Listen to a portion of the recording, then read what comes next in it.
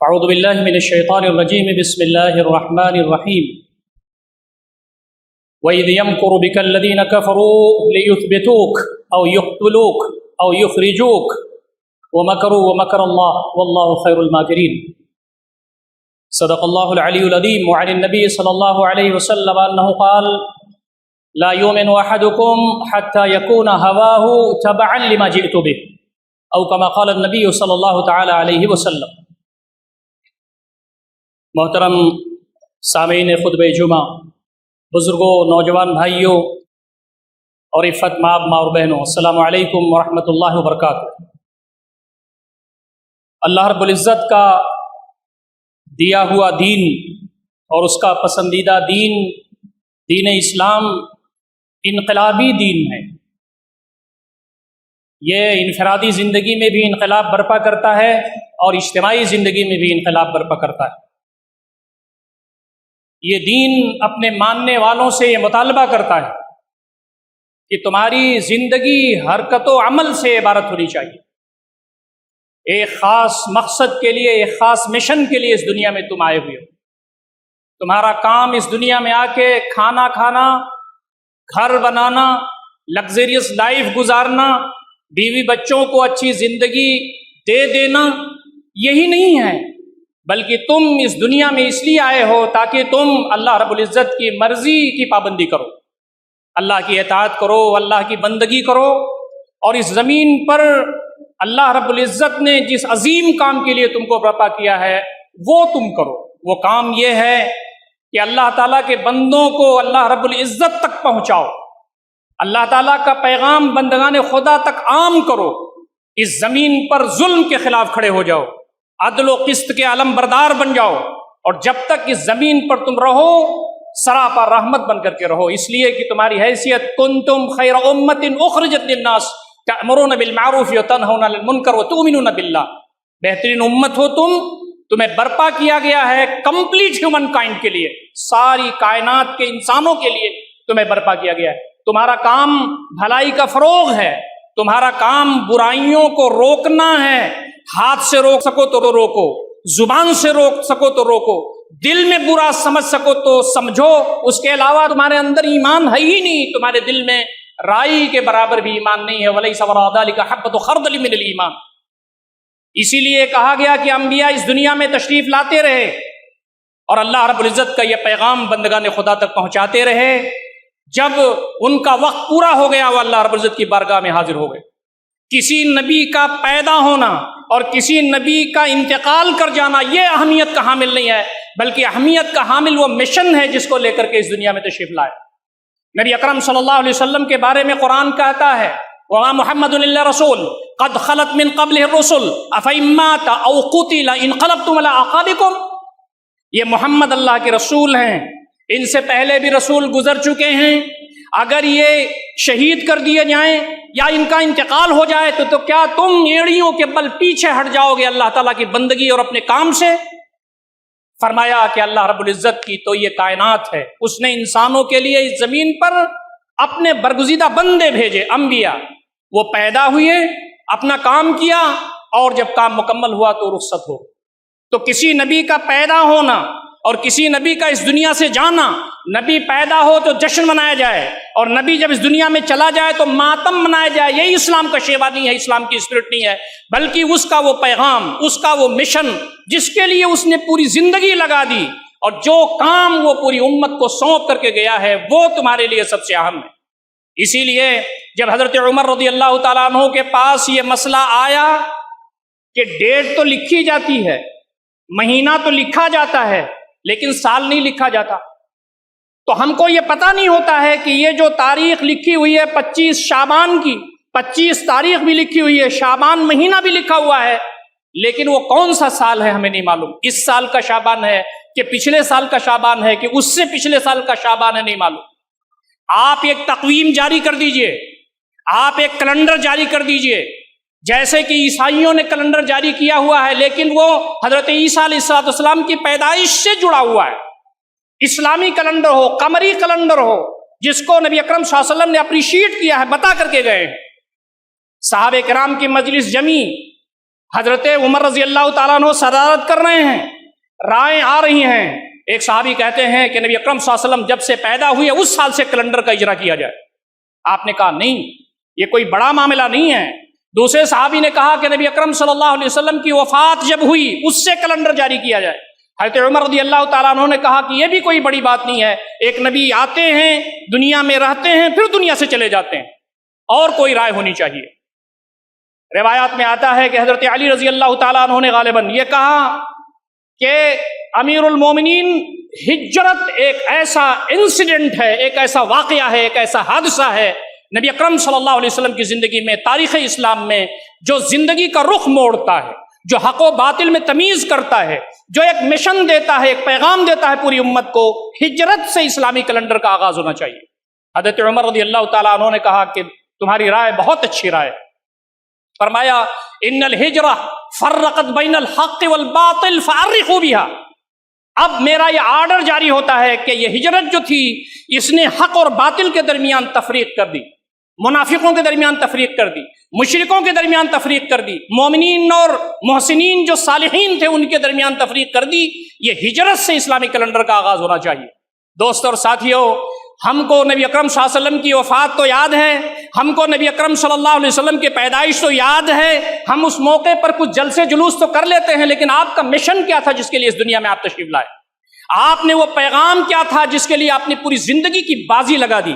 آپ کو وہ پیغام کیا تھا جس کے لیے آپ نے صحابہ کرام کی ایک ایسی جماعت تیار کی کہ جنہوں نے اپنی جان کی پرواہ نہیں کی، مال کی پرواہ نہیں کی، اپنا اسٹیٹس، اپنا کیریئر، سب کچھ داؤں پر لگا کر کے اس مشن کو انہوں نے پورا کیا، اور اس کے ہم امین ہیں جو یہاں بیٹھے ہیں، اور ہر جمعہ میں اس کا اعادہ ہمارے لیے ہوتا ہے. نبی اکرم صلی اللہ علیہ وسلم کا جو مشن تھا وہ یہی کہ یہ کائنات، اس کا ایک ہی خالق ہو سکتا ہے. پوری کائنات اللہ کی تسبیح بیان کر رہی ہے. اے لوگو، اللہ رب العزت کی تسبیح بیان کرو، اللہ کا شکر بجا لاؤ، اسی کی عبادت کرو، اس کے ساتھ کوئی شرک نہ کرو. ان الشرک لظلم عظیم، شرک کسی بھی شکل میں ہو وہ ظلم عظیم. وحدانیت کی تعلیم نبی اکرم صلی اللہ علیہ وسلم دی. آپ صلی اللہ علیہ وسلم نے دیوی اور دیوتاؤں کے بارے میں کہا کہ ان کی کوئی حیثیت نہیں ہے. آپ کو معلوم ہے کہ خانہ کعبہ کے سراؤنڈنگ میں دیوی دیوتا رکھے ہوئے تھے. وہ ایسے لوگ تھے جو کوئی نیک آدمی تھا اس کا اسٹیچو بنا ہوا تھا، کوئی بہت صالح آدمی تھا اس کا اسٹیچو بنا ہوا تھا، ان کے زام کے مطابق کوئی نبی گزرا تھا اس کا اسٹیچو بنا ہوا تھا. وہ کہتے تھے ما نعبدہم الا لیقربونا الی اللہ زلفا، ہم تو ان کی عبادت اس لیے کرتے ہیں کہ اللہ رب العزت کے ہاں ہماری سفارش کر دیں گے یہ تو ہم کو جنت مل جائے گی. کہا گیا نہیں، وہ ہستی عظیم ہے، وہ علیم بذات الصدور ہے، دل کے رگوں کی گہرائیوں میں اٹھنے والے وسوسوں سے تک سے واقف ہے. تم جو پکارتے ہو تو تمہارے شہر رگ کے قریب ہے، وہ اس کے پاس کسی ایسی چیز کی ضرورت نہیں ہے جو تمہاری سفارش کر کے لے جائے. آپ نے بتوں کو خطاب کر کے کہا کہ یہ تمہیں نہ نفع دے سکتے ہیں نہ نقصان دے سکتے ہیں. جو کفر تھا، جو شرک تھا، وہ تلملا اٹھا. جو طاغوت تھا وہ نبی اکرم صلی اللہ علیہ وسلم کے خلاف ہو کر کے اس نے بسر پیکار آ گیا. آپ یاد رکھیے نبی اکرم صلی اللہ علیہ وسلم کی ہستی جو صادق تھی، سچے تھے آپ، امین تھے آپ، لوگوں کے کام آنے والے تھے، غربا، مساکین، یتیم، لاچار، مجبور، مستحقین کی خدمت کرنے والے آپ تھے، سراپا رحمت تھے ساری کائنات کے لیے، لوگوں کے درمیان مسلم تھے. لیکن جیسے ہی آپ نے توحید کی دعوت دینا شروع کر دیا، لوگوں کے جو پیشانی پر بل پڑنا شروع ہو گیا. نبی اکرم صلی اللہ علیہ وسلم کے خلاف سازشیں کرنا شروع کر دیا، آپ کو برا بھلا کرنا شروع کر دیا، جو ایمان لا رہے تھے ان کو ستانا شروع کر دیا. اور آپ نے فرمایا ایسے ہی تم نہیں رہو گے، ایک دن آئے گا جس دن مر جاؤ گے، مرنے کے بعد تمہیں اپنے رب کے سامنے حاضر ہونا ہے، اور وہ ساری چیزوں کے بارے میں تم کو باخبر کرے گا جو تم سے چھپی ہیں، جو تم سے ظاہر ہیں. آپ نے کھول کر کے یہ باتیں پیش کی. آپ نے کہا غلاموں پر ظلم نہ کرو، ظلم کسی شکل میں ہو وہ اللہ رب العزت کو قابل قبول نہیں ہے. آپ نے فرمایا خواتین کے ساتھ ظلم نہ کرو، ان کو زندہ درگور نہ کرو، ان کو کمتر نہ سمجھو. نبی اکرم صلی اللہ علیہ وسلم ظلم کے خلاف اٹھے. آپ صلی اللہ علیہ وسلم جو ناانصافی ہو رہی تھی اس کے خلاف اٹھے.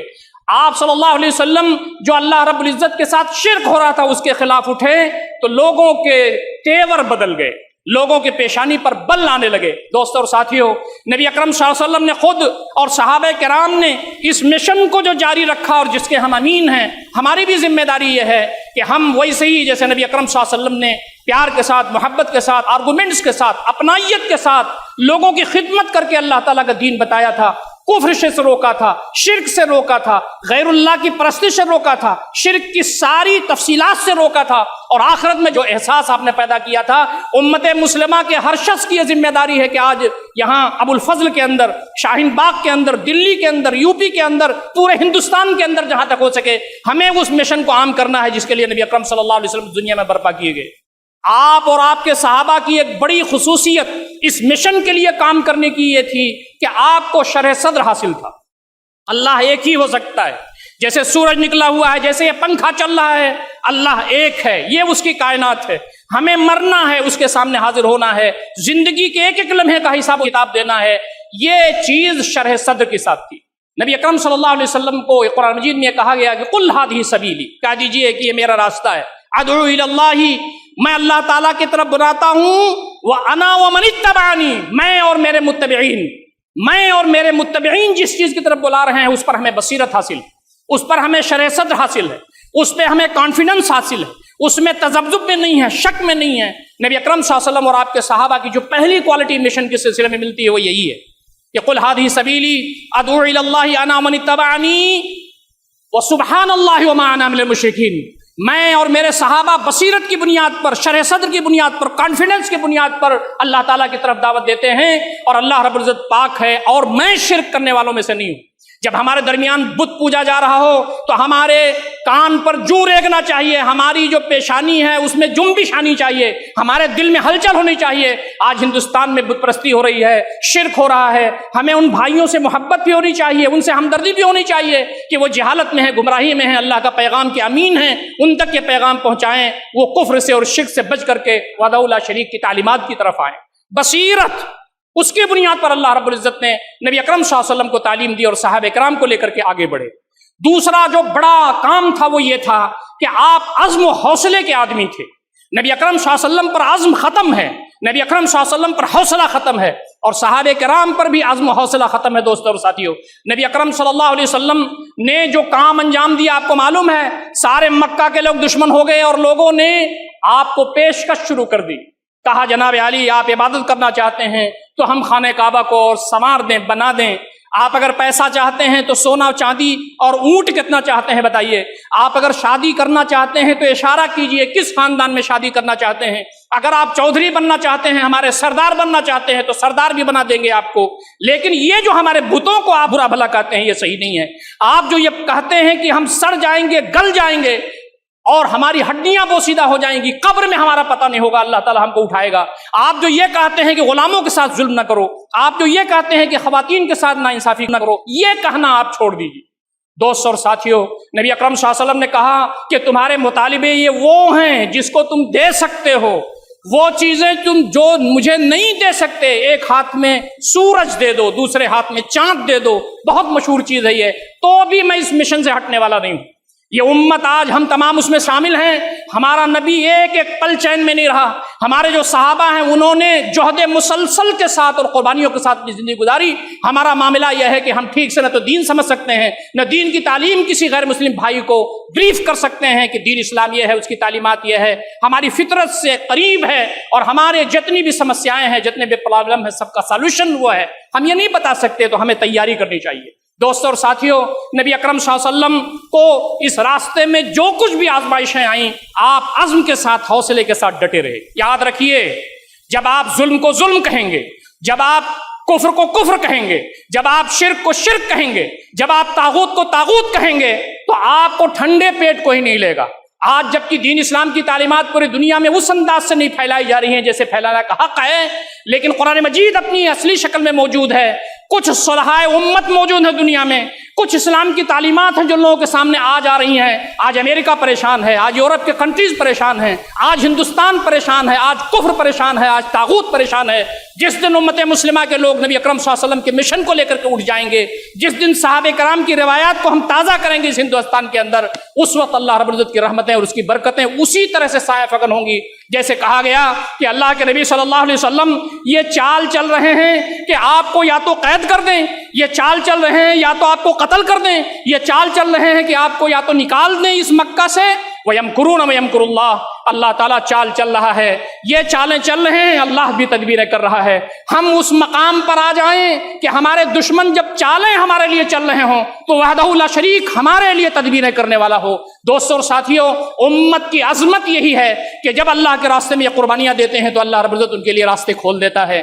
اس امت کا بڑکپن یہ ہے کہ جب اللہ رب العزت کے راستے کے لیے یہ اپنی صلاحیتوں کو لگاتے ہیں اور اپنے آپ کو فدا کر دیتے ہیں تو اللہ رب العزت کی نصرت، اس کی رحمتیں، اس کی برکتیں وہاں سے آتی ہیں جہاں سے اس کو گمان نہیں ہوتا ہے۔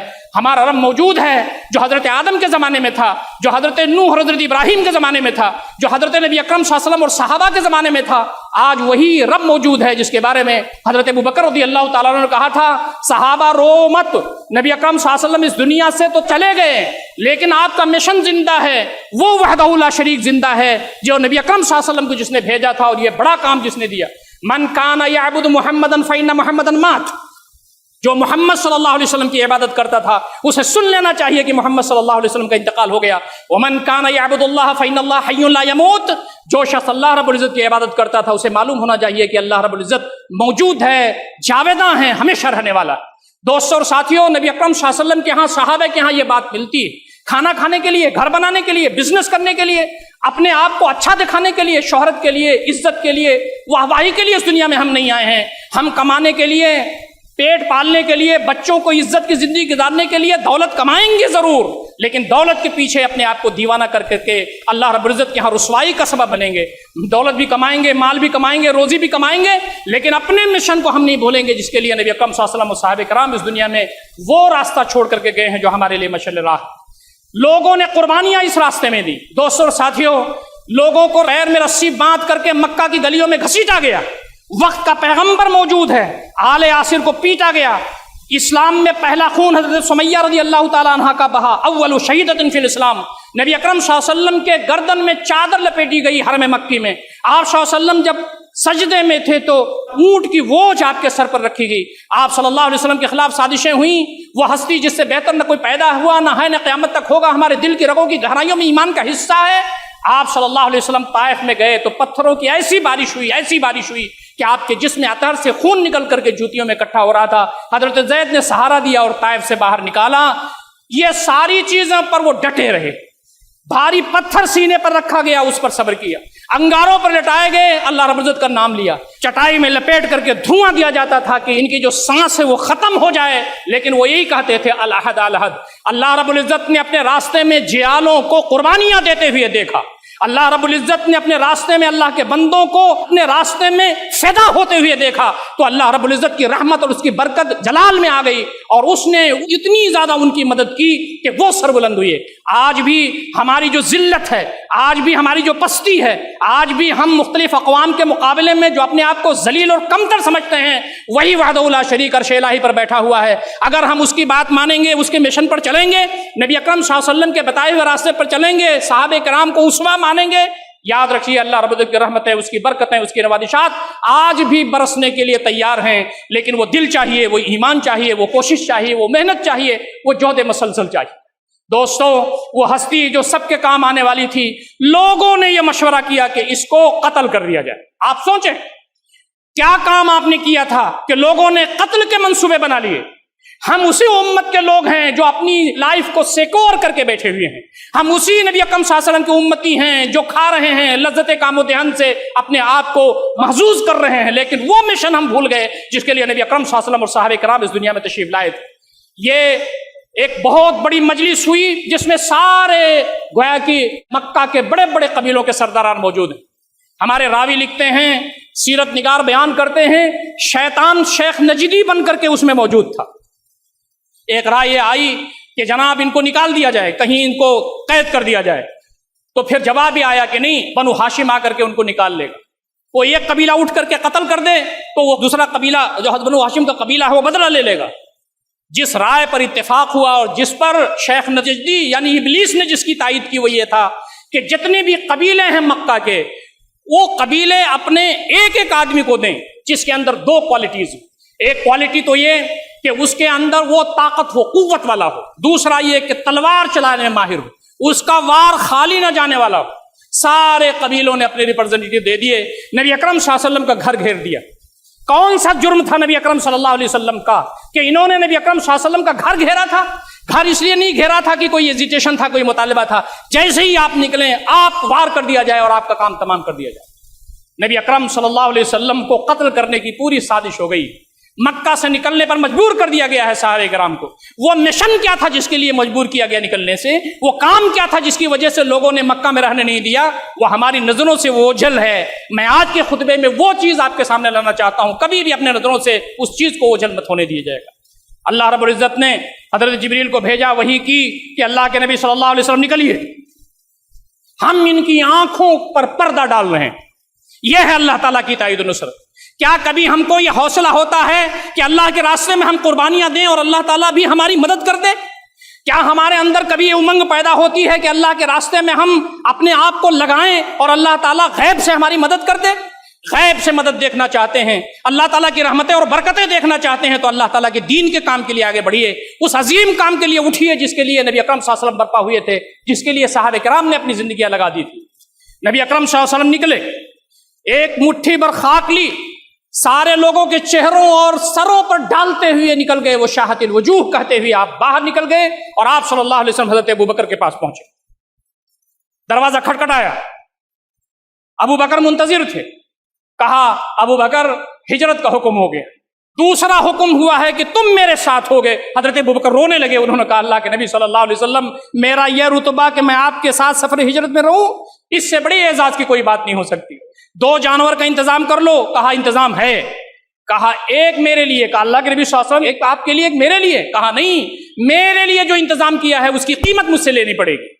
दोस्तों और साथियों, हमारा जो रहबर था, हमारा जो रहनुमा था, वो एक एक पाई का, एक एक आने का ऐसा हिसाब रखता था कि जो जाती काम है उसके लिए क्या खर्च करना है, जो अल्लाह ताला के दीन के लिए जो काम करना है, जो गुरबा का हक है, जो मसाकिन का हक है, जो बैतुल माल का हक है, उसके लिए क्या काम करना है। हजरत अबू बकर रोने लगे। उन्होंने कहा, मेरा माल आपका माल है। कहा, नहीं, कीमत लेनी पड़ेगी। बहरहाल मैं आपसे अर्ज करूं कि नबी अकरम सल्लल्लाहु अलैहि वसल्लम का कोई भी काबिल जिक्र काम प्लानिंग से खाली नहीं होता था, तख्तीत से खाली नहीं होता था, माइक्रो प्लानिंग से खाली नहीं होता था। ये कौन है? ये हजरत अबू बकर हैं। उनकी बड़ी बेटी हजरत अस्मा बिन अबी बकर रज़ियल्लाहु ताला अन्हा वो मौजूद हैं। हजरत आयशा अभी छोटी हैं लेकिन वो भी मौजूद हैं। हजरत अब्दुल्ला बिन अबू बकर वो भी मौजूद हैं। मीटिंग हो रही, प्लानिंग बन रही है। नबी रहमत सल्लल्लाहु अलैहि वसल्लम मशवरा कर रहे हैं, एक बेहतरीन प्लान तैयार हो गया।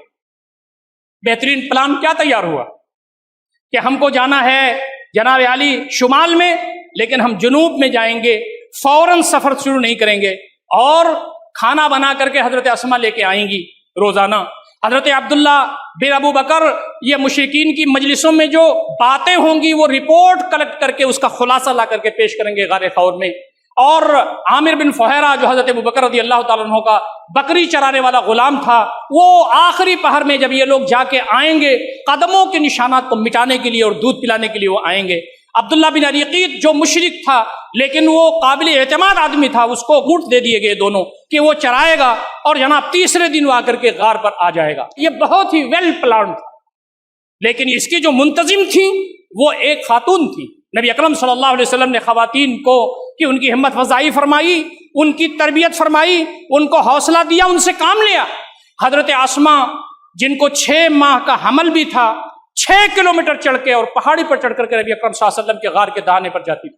आज हमारी खवातीन के लिए ये इबरत है कि हमारी ये जवानियाँ, हमारे ये औकात, हमारी ये सलाहियतें, घर का हमारा ये माहौल, ये सारी चीज़ें हमारे लिए अमानत हैं। हमको सहाबियात ने जैसे अल्लाह रब्बुल इज्जत के दीन के गलबे के सिलसिले में उन्हें इस्तेमाल किया था, वैसे इस्तेमाल करना चाहिए। आखिरी दिन नबी अकरम सल्लल्लाहु अलैहि वसल्लम को निकलना है, तोशा बनाना है, लंबा सफ़र है, कुछ खुश्क चीज़ें भी बना दें ताकि नबी अकरम सल्लल्लाहु अलैहि वसल्लम और उनके वालिद जब तक वो मदीना न पहुँच जाए उसको इस्तेमाल करते रहे। जल्दी जल्दी बना रही थी, देख भी रही थी कि टाइम हो रहा है। वो जल्दी से पोटली लेकर के नबी अकरम सल्लल्लाहु अलैहि वसल्लम की खिदमत में गारे सौर में हाजिर हो गई। बांधने का बंधनी भूल गई। हर औरत उस वक्त एक चमड़े का बेल्ट बांधा करती थी, खुरदुरा बेल्ट होता था। उन्होंने बेल्ट अपना निकाला, उसके 2 टुकड़े किए, एक से अपनी कमर बांधी हजरत अस्मा बिन अबी बकर रज़ियल्लाहु ताला अन्हुमा ने, और दूसरे से जो तोशा था उसका बंधन बांध करके नबी अकरम सल्लल्लाहु अलैहि वसल्लम की रिकाब में लगा दिया। आप सल्लल्लाहु अलैहि वसल्लम की आंखों में आंसू थे। आपने फरमाया कि आसमा, दुनिया की कोई भी औरत ऐसी नहीं है जो अपने कमर के बेल्ट से आजाद हो, लेकिन तू 2 बेल्ट वाली औरत है, जातुन नताक़ैन है। جب تک کہ زمین پر اسلام کے شیدائی زندہ رہیں گے. حضرت اسما جن کو ذات النطاقین کا لقب نبی اکرم صلی اللہ علیہ وسلم نے دیا ہے، وہ ہمیشہ اس لقب سے یاد کی جاتی رہیں گی. یہ پورا جو کام تھا یہ ویل پلان تھا، اور نبی اکرم صلی اللہ علیہ وسلم نے اس کی منصوبہ بندی کی، اس پر عمل کرایا. دوستوں اور ساتھیوں، لوگوں نے آزمائشوں کے ساتھ گھر چھوڑا. آپ بتائیے، گھر چھوڑنا آسان ہے؟ حویلی چھوڑنا آسان ہے؟ زمینیں چھوڑنا آسان ہے؟ باغ چھوڑنا آسان ہے؟ بیوی بچوں کو چھوڑنا آسان ہے؟ لیکن اسی زمین پر نبی اکرم صلی اللہ علیہ وسلم اور آپ کے ماننے والوں نے زمین کو ٹھوکر ماری، نخلستان کو ٹھوکر مارا، بیوی بچوں کو ٹھوکر مار کر کے وہ چلے گئے. حضرت ام سلمہ رضی اللہ تعالیٰ عنہ، ابو سلمہ رضی اللہ تعالیٰ عنہ کے ساتھ میاں بیوی جا رہے ہیں، چھوٹا سا گود میں بچہ ہے، بنو سلمہ آتا ہے، وہ بچہ چھین لیتا ہے. سسرال کے لوگ آ کے بچہ چھین لیتے ہیں، میکے کے لوگ آ کر کے ام سلمہ کو لے جاتے ہیں، ابو سلمہ اکیلے جاتے ہیں. 1 سال تک یہ خاتون جنت روتی رہی، نکل نکل کر کے مدینہ کی طرف دیکھتے رہی، اور اللہ رب العزت کی جو سنت تھی وہ پوری ہوئی، اور لوگوں نے کہا ٹھیک ہے، یہ روز روتی ہے، جانے. دوستو، ایک صحابی تھے حضرت صہیب الرومی رضی اللہ تعالیٰ عنہ، جو وہاں لوہاری کا کام کرتے تھے، تلواریں بناتے تھے، بعد میں زمینیں خرید کرتے تھے اور اس کو فروخت کرتے تھے. سب چھوڑ کر کے وہ چلے گئے. ایک اونٹ پر لادا سونا چاندی اور بہت ساری چیزیں جو قیمتی تھی. مشرکین نے پکڑ لیا اور کہا کہاں لے جا رہے؟ کہا میں ہجرت کرنے جا رہا ہوں. سب چھوڑ دیا، میری زمینیں پڑی ہیں، میرے نخلستان پڑے ہیں، میری وہ سب جائیدادیں پڑی ہیں، لے لو. کہا نہ، ہم تمہیں نہیں جانے دیں گے. کہا یہ سب دے دوں تو؟ کہا ہاں، تب جانے دیں گے. کہا سب لے لو، اور چلے گئے تنہا. جب مدینہ میں نبی اکرم صلی اللہ علیہ وسلم سے نظریں ملی تو آپ مسکرائے اور کہا ربح البیع ابا یحییٰ، ابو یحییٰ تم نے بڑے فائدے کا سودا کیا، اور تمہارے لیے قرآن مجید میں آیت اتر گئی، ومن الناس من یشری نفسہ ابتغاء مرضات اللہ واللہ رؤوف بالعباد. لوگوں میں سے کچھ ایسے ہیں جو اپنے آپ کو قربان کر دیتے ہیں اللہ تعالیٰ کو خوش کرنے کے لیے. ایسا سودا سب سے قیمتی سودا ہوتا ہے. دوستوں اور ساتھیوں، کھانا کھا لینا، بیوی بچوں کو پال لینا، ایک اچھا سا گھر بنا لینا، اور اسٹیٹس کے انداز میں رہنا، اور ہمیشہ اس پریشانی میں رہنا کہ میری کون تعریف کر رہا ہے، میری کون تعریف نہیں کر رہا ہے، یہ ذلت کی زندگی ہے. اٹھیے، اپنی صلاحیتوں کو استعمال کیجیے، اپنے اوقات کو کام میں لائیے، جب تک ہو سکے کتاب و سنت کی روشنی میں اپنی زندگی جیے، اور جب تک ہو سکے اللہ تعالیٰ کا پیغام غربا مساکین اور لاچار مجبور مستحقین کی خدمت کیجیے. اللہ تعالیٰ کا پیغام مستحق بندوں تک پہنچائیے. صلاحیتوں کو بچا کے نہ رکھیے. قیامت کے دن ایک چیز کے بارے میں پوچھا جائے گا، اور اللہ رب العزت کے سامنے ان ساری چیزوں کے بارے میں آپ کو جواب دہی کرنا ہوگا. یہ انقلابی امت ہے، اس کا مشن انقلابی ہے. امت کے لوگ انقلابی ہونے چاہیے، اس کے افراد انقلابی ہونے چاہیے. آزمائشوں کو دعوت نہیں دینا، لیکن آزمائشیں آ جائیں تو صبر و ثبات کے ساتھ رہنا، اور جب تک کہ زمین پر رہیے اس انداز سے رہیے کہ جب مر کے جائیے اللہ تعالیٰ کی بارگاہ میں تو اللہ کو ہمارے اوپر رحم آ جائے، اللہ تعالیٰ ہم پر رحم کر دے، ہماری مغفرت کر دے. ایسا نہ ہو کہ اللہ تعالیٰ کی بارگاہ میں حاضر ہوں تو اللہ تعالیٰ کہے کہ اس نالائق کو میری نظروں سے ہٹا دو. نبی اکرم صلی اللہ علیہ وسلم حوض کوثر پر جام پلا رہے ہوں تو کہیں اس مردود کو میری نظروں سے ہٹاؤ. میرے بعد اس نے نہ تو میرے کام کو آگے بڑھایا اور نہ اس امت واحدہ کے پیغام کو سمجھا جس کے لیے میں دنیا میں گیا تھا. اللہ رب العزت ہم تمام کو ان ساری باتوں پر غور فکر کرنے، عمل کرنے کی توفیق عنایت فرمائے. اقول قولی ھذا استغفر اللہ لی ولکم اجمعین واستغفروہ انہ هو الغفور الرحیم.